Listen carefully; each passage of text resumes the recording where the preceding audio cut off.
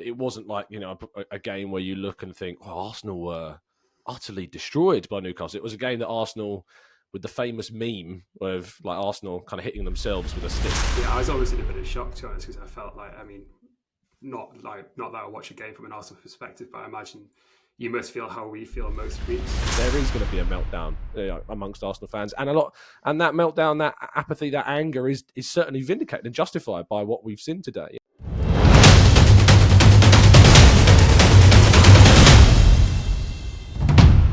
Hi everyone, welcome to the talkSPORT fan network, Set the Score. It's Alex here from Talk of the Tune, and I'm joined by Tom from the Gooner Talk. I think I'm slightly happier this week than Tom, bless him. But yeah, how did you find today, Tom? You're pretty dreadful, to be honest, mate. It was a horrendous Arsenal performance. You can definitely give credit to Newcastle for the way in which they set up and dealt with the performance. Obviously, took the chance that they got. But it wasn't like, a game where you look and think, oh, Arsenal were utterly destroyed by Newcastle. It was a game that Arsenal, with the famous meme of like Arsenal kind of hitting themselves with a stick named Arsenal. That's pretty much how it felt. It was a horrendous performance from them. No creativity, no spark, no imagination. I think it was in commentary that it was said, Newcastle haven't really been threatened. Nick Pope's goal has barely been, touched, if at all. So... yeah, really disappointing display, and one that I think they might find very difficult to even respond to. Yeah, I was always in a bit of shock, to be honest, because I felt like, not that I watch a game from an Arsenal perspective, but I imagine you must feel how we feel most weeks, just kind of no creativity, and I just like you said, the one chance we had, we actually took this week, which was a nice change in Gordon and Isak linking up, which they failed to do so far this season, but. Certainly felt like we dominated to some extent. I say dominated in a game that had very few chances, but we seemed to control possession a little bit better, apart from the last 10, 15 minutes. But yeah, from my side, I'm very impressed with how we played, although I don't think we played that badly the last few weeks. I'm just, pleased to see. Well, that's damning, though, isn't it? It's damning of Arsenal that, Newcastle fans would say they didn't particularly play like, brilliantly, or had to get out of second gear at all to try and beat Arsenal, because you look at the performance of Newcastle there, which I thought was not as good as their performance last year in the same fixture. I thought Newcastle were better last year when Arsenal were arguably, more competitive. It was a feistier game. It felt very stop-start. If Newcastle did well to kind of break things up and slow Arsenal down from building any kind of momentum, any time they got near the box, Livramento and Hall, I thought were probably the players of the game. They were absolutely fantastic. And Saka, we saw how electric he was against Liverpool last week when he scored, but he wasn't really able to influence things. Martinelli was dealt with very well.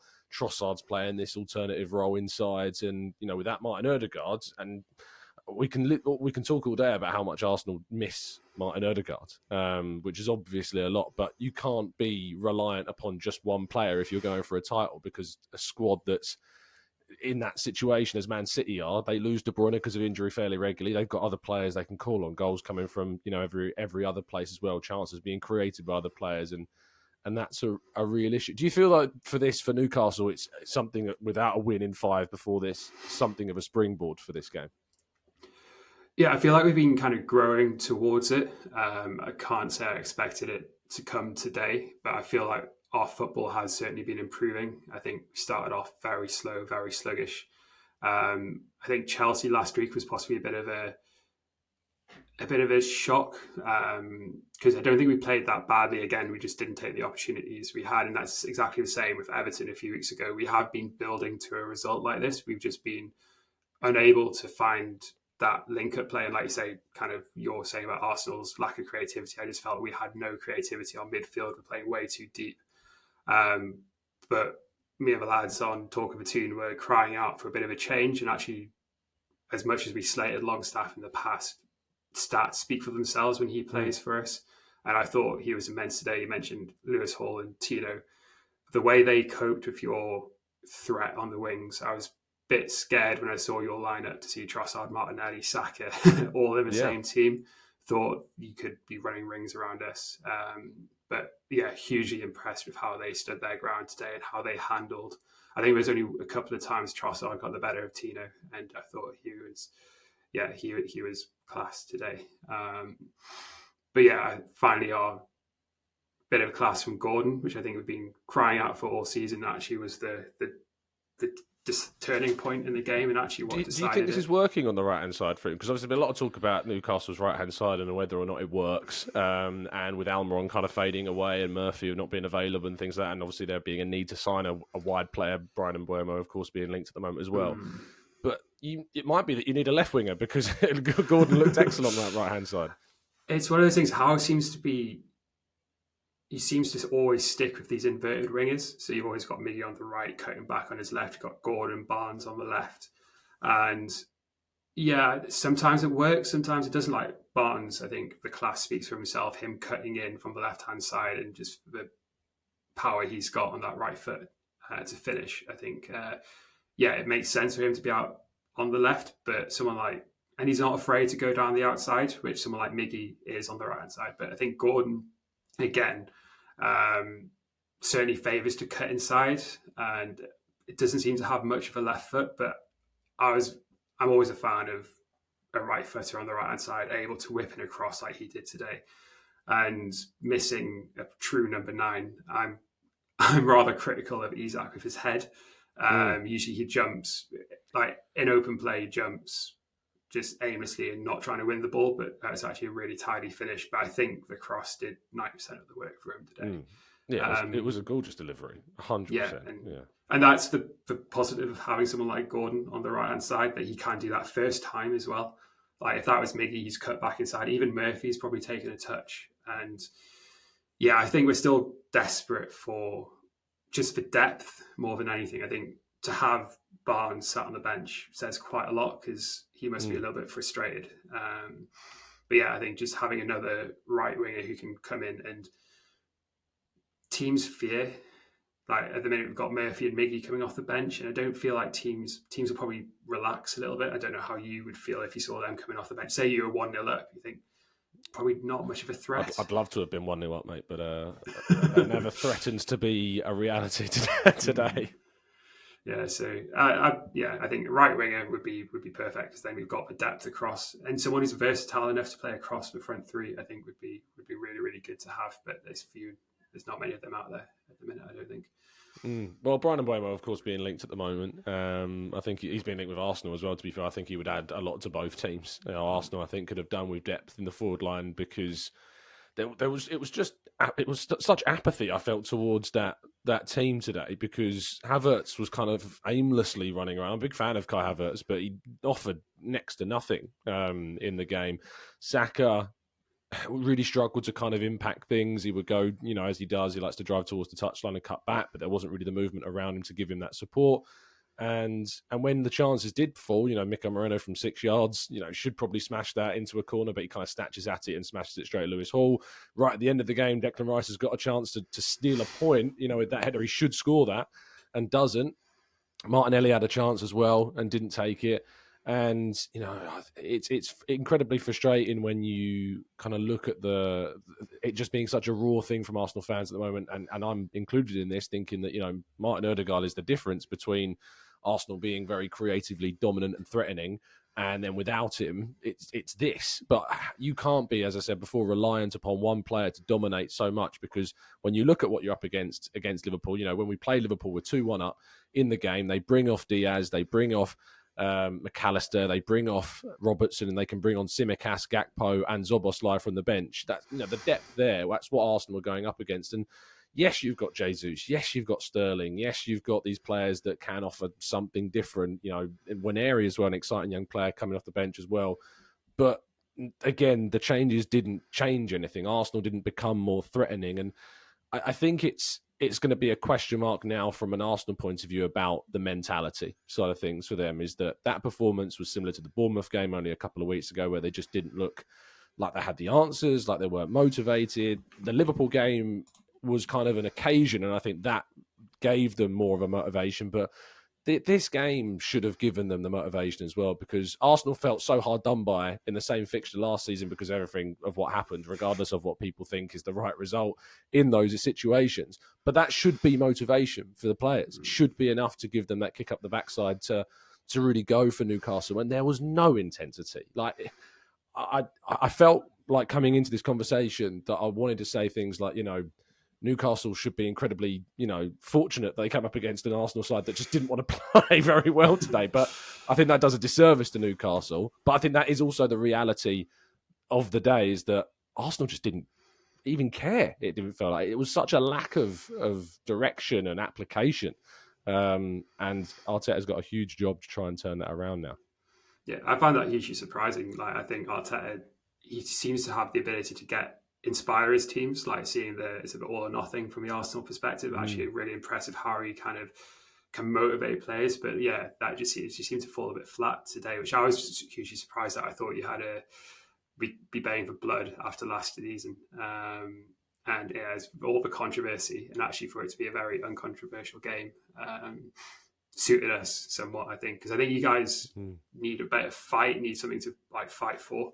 But yeah, are you, I guess, currently sat fifth in the table? 18 as we points. record, there's games as we going record on, of course. games. Yeah. How do you feel? Obviously, you could be 8 points off the pace with Man City. Kind of after today, how do you feel on the season so far?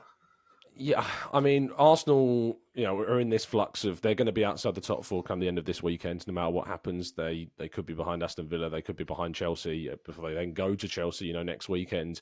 Arsenal's season has a real, particularly the league. Obviously, they're very much well in the Champions League. They've got to the quarterfinals of the League Cup as well, and the FA Cup still to come. So there's opportunities to win things, but if Arsenal don't beat Chelsea next weekend, it's very difficult to argue that they're still in the title race at that stage, which when you consider it's so early on in the season, to see such a downturn from last season and the season before's level of performance, like this was only Arsenal's second league away defeat of the year, which shows you how impressive Arsenal have been over the course of the year. But to see the performances at Bournemouth 2 weeks ago, to see the performance here at Newcastle, I think it's incredibly damaging to, the mentality, the morale of the team, and of course to the fan base, and, to such momentum that the Arsenal fan base and the unity that there's been. There's now, as happens after Arsenal draws or losses, there is going to be a meltdown amongst Arsenal fans, and that meltdown, that apathy, that anger is certainly vindicated and justified by what we've seen today. I thought it was unforgivable, the performance to the fans that have gone up there. You've got an early kickoff on Tyneside, which means you've got to get up incredibly early in the morning to get the train up to Newcastle, and it's a long journey up and it's a long journey back, and the minimum you expect is just effort, from your team, and that was not there from Arsenal. So they've got a game against Inter Milan in midweek, which again is a scary prospect. And if we play like we played today, I don't expect to get anything from that game. And then all of a sudden, if you lose that, your Champions League question mark starts to come out of whether you're going to finish in the top 8. And then you got, as I say, Chelsea the week after that, or the weekend after that. And so that's, again, another really tricky affair for Arsenal to try and navigate. And Chelsea are looking, a better side this season compared to last season, and it could quickly fall away. But so that's where we're at. I mean, in terms of Newcastle, though, that's a huge step forwards. There's been a lot of talk about whether or not, European football is a job saver in some ways for Eddie Howe this season, if the owners are going to be, content if it's a similar campaign to last season where you just miss out. Do you feel as though that after such a poor run of games that, now you see kind of the light through the trees, if you will? Yeah, I think huge result today. And I think actually, for someone like Eddie Howe, I think probably he'll be sleeping a little bit easier after today. Although I feel he's copping a lot of stick from the fan base unfairly. I'm certainly in his corner. I think there's been a huge amount of change at the club. We've had kind of Amanda and Murdad leave, under some questionable terms, if you go by the media. You've had kind of CEO come in, Darren Eales, who's now had to step down due to poor health. Wish him all the best going forwards. But there's a lot of instability at the top. You had Paul Mitchell come in, not done a huge amount in the last 3 transfer windows. Yes, we spent a lot of money up until that point, but then you look at who we brought in. We signed Lewis Hall for a significant fee, but then Lloyd Kelly and William Asula, John Ruddy and another goalkeeper who I'm not even going to try and pronounce his name, Odysseus from Forest. And yeah, I think he's not been given what he wanted. So I feel for him a little bit. And yeah, I think going into his 3rd season as well, everyone talks about the 3rd season syndrome, and just being being worked out, but we were crying for a change for the last 5 games, not getting a win. And we were crying out for like Longstaff, and I've even asked for Willock because the way he transitions the ball through midfield so quickly, although he's not had the best start of this season, I just think he can bring something on his day, and I felt like he did that today. And yeah, just a nice change. I feel like the last few games have been very predictable with our starting lineup, and you've mentioned Arsenal not being able to change the game with subs. We've been in exactly the same position. So actually some of the parallels are quite interesting to hear what you've been saying.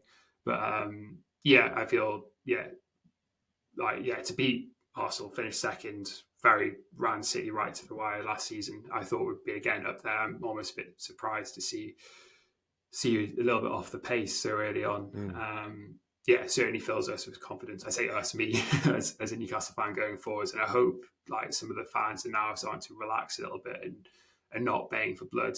On AM, on DAB, via the talkSPORT app and on your smart speaker. talkSPORT.